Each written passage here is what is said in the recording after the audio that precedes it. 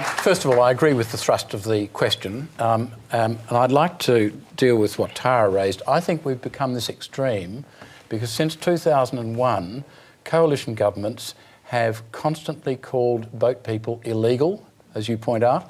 Scott Morrison, in the last 12 months, has repeatedly said that if they're going to be housed in the community, they should be required to report to the police. They shouldn't be placed near vulnerable people. They shouldn't be placed near children.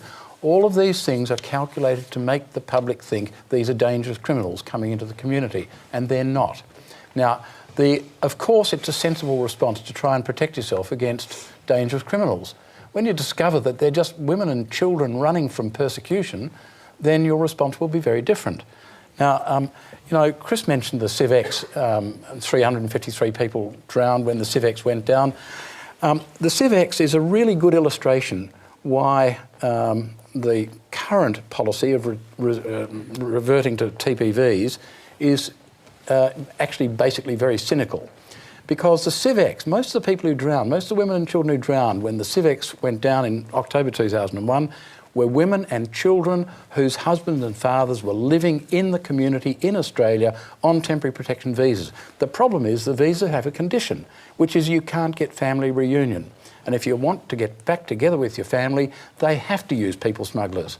It's the most obvious magnet which will cause people to drown at sea if you impose temporary protection visas with no family reunion.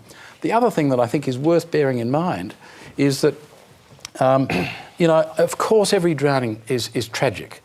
But if what we do is push them back, so they stay back in Afghanistan or Pakistan or wherever they are and get killed there, they're just as dead as if they drown. They drown because they take a risk trying to escape something worse. And I think it's pretty arrogant of us to say that we're actually concerned about them drowning and say, well, you just go and die conveniently somewhere else where we don't have to notice it. OK, I'm going to bring in